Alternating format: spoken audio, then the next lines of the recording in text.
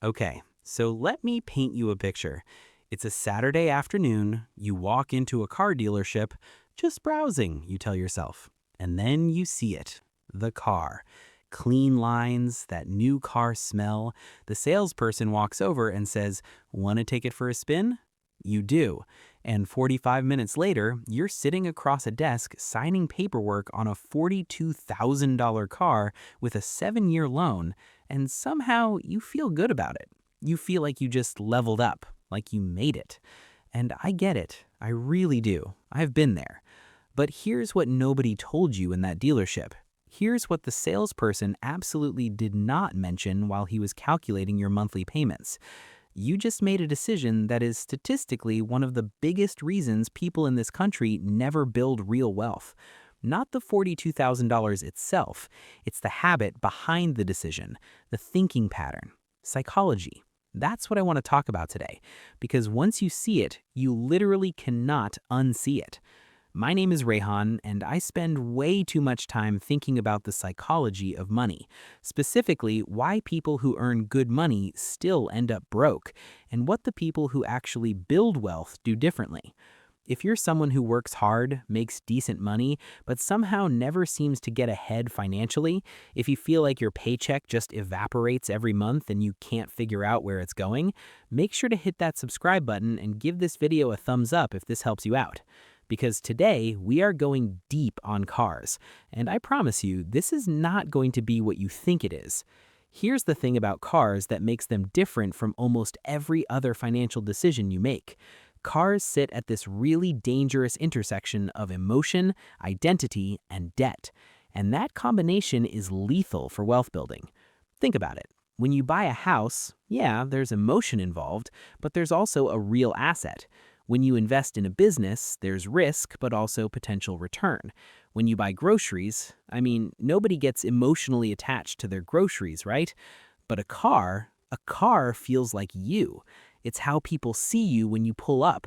It's what you drive to work, to dates, to your family's house for Thanksgiving. It carries social meaning in a way that almost no other purchase does.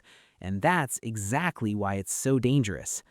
According to data from the Federal Reserve's Survey of Consumer Finances, the average American household carries about $23,000 in auto loan debt. Let that sink in for a second. The average. That means millions of people are walking around with a five-figure debt attached to something that is actively losing value every single day they own it. And here's the statistic that really got me when I first saw it. A study by economists at the University of Michigan found that households in the top wealth quartile, meaning the genuinely wealthy, spend on average about 10 to 15% of their annual income on transportation total. That includes insurance, gas, maintenance, everything. Meanwhile, the average American household spends closer to 16 to 20% of their after-tax income just on car payments alone, before gas, before insurance, before repairs. Do you see the gap there? That gap is not an accident. That gap is a habit. Okay, let me show you the actual math here, because this is where it gets really interesting.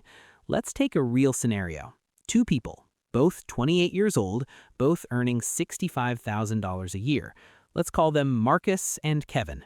Marcus does what most people do. He walks into a dealership, trades in his old car, and drives off in a $38,000 SUV.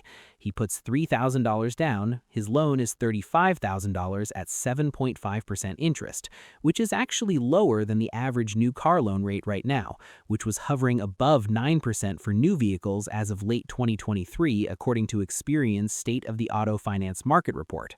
So we're being generous with Marcus. 7-year loan, his monthly payment is about $535. Now, Kevin buys a certified pre-owned car for $16,000. He puts $2,000 down, finances $14,000 at 6.5% over 4 years. His monthly payment, about $330. Monthly difference, $205. Now, here's what most people do with that math. They stop right there. They say, okay, Marcus pays $205 more per month. That's like $2,400 a year, whatever. But that's not the real number. Because what if Kevin took that $205 every month and invested it?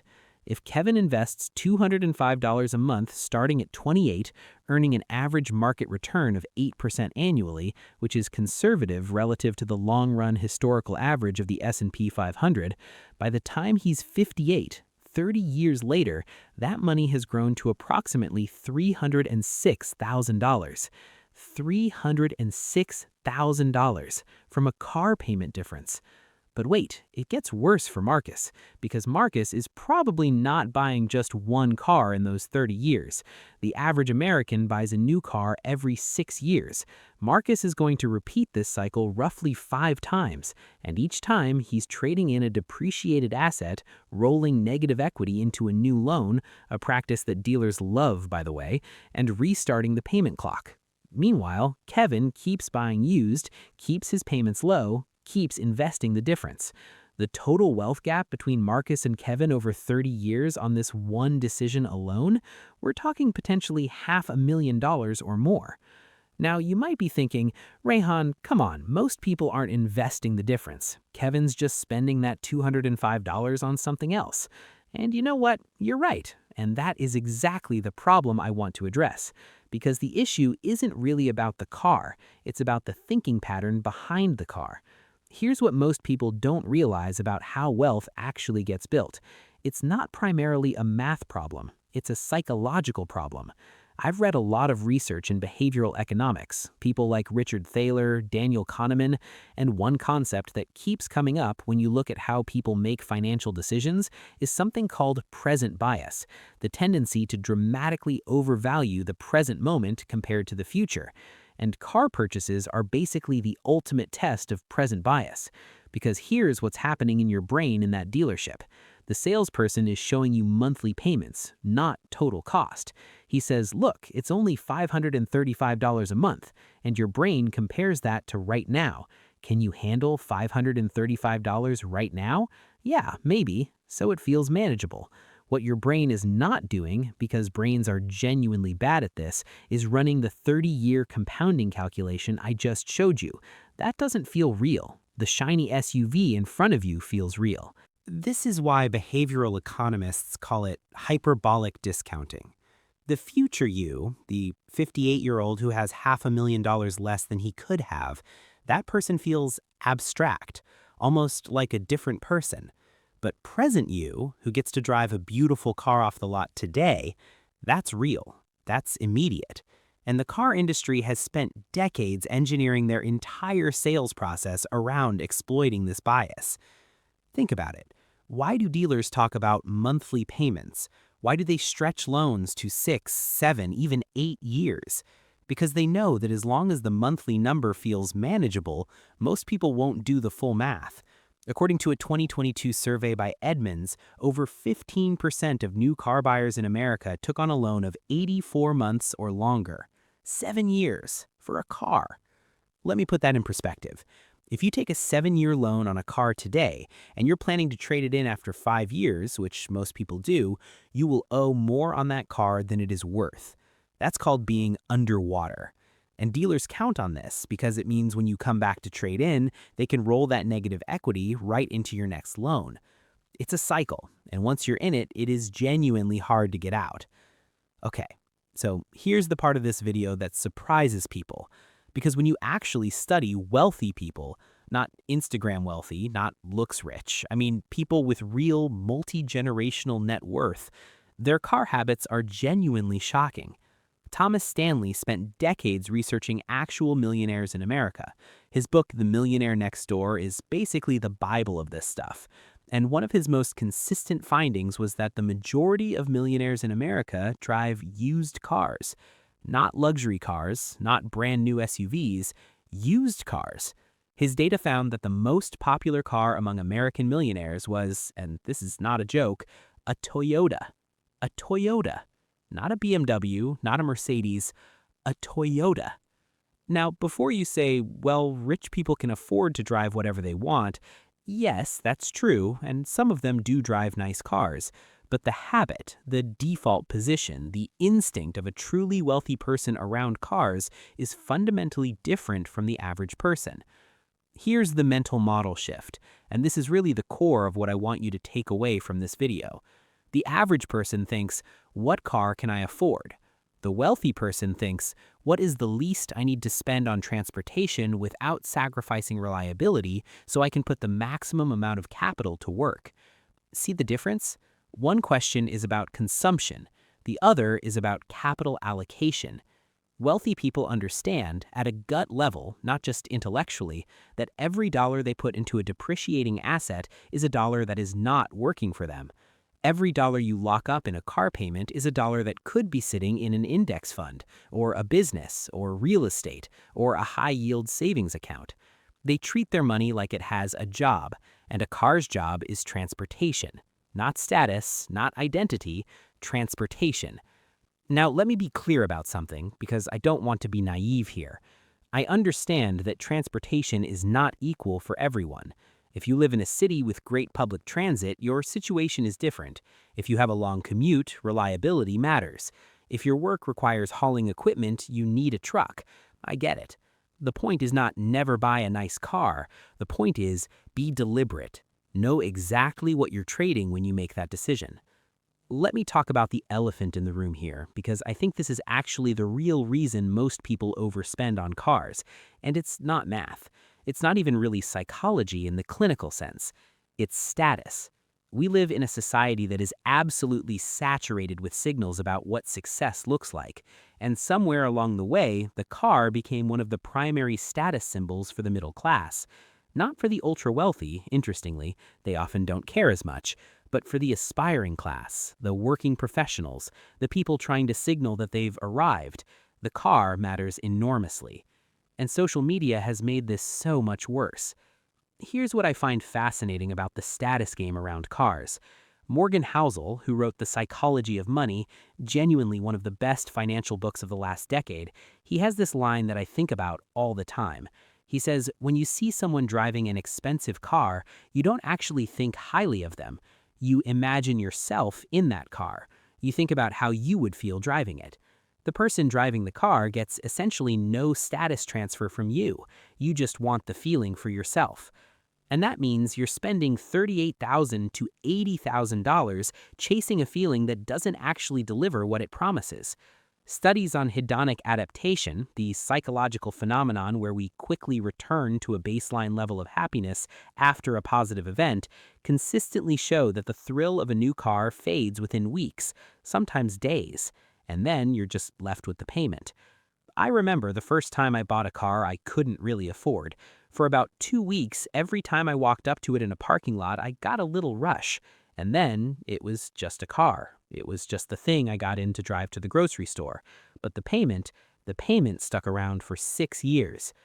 Okay, let's get practical, because I don't want this to just be a video that makes you feel bad about your car. I want to give you an actual framework you can use. Rule number 1, the 15% rule. Your total transportation costs, car payment, insurance, gas, and maintenance should not exceed 15% of your take-home pay. Not 20, not 25, 15. If you're taking home $4,500 a month, that means all-in transportation costs of $675 or less.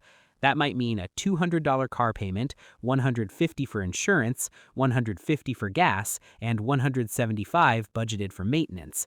That's a real number you can hit, but it probably doesn't include a $600 payment on a new truck. Rule number 2, pay cash if you possibly can. Finance for the shortest term possible if you can't. I know, financing at 0% or low interest rates can make mathematical sense sometimes, but behaviorally, when you write a check for a car, you feel the cost. When you finance it, it gets abstracted into a monthly payment, and your brain starts treating it like it's just part of life, like the electricity bill. You stop questioning it. Pay cash, feel the cost, make better decisions. Rule number 3, never buy new unless you have a net worth that makes the depreciation irrelevant. The moment you drive a new car off the lot, it loses roughly 10 to 15% of its value. In the first year, new cars depreciate around 20% on average according to Carfax data. That's not an opinion. That is just what happens to new cars. A 2 to 3-year-old version of the exact same car with 100,000 miles of reliable life left in it costs you 20 to 30% less. Let someone else pay for that depreciation. Rule number 4, ask the real question. Before you buy any car, I want you to ask yourself this. If this money were sitting in an investment account compounding at 8%, what would it be worth in 20 years? A $35,000 car purchase?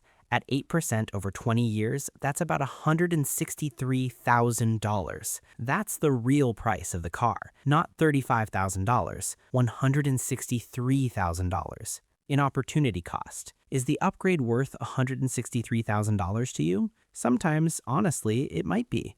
That's a legitimate choice to make, but make it consciously. Make it with eyes open. Look, I'm not here to tell you that you can never have a nice car.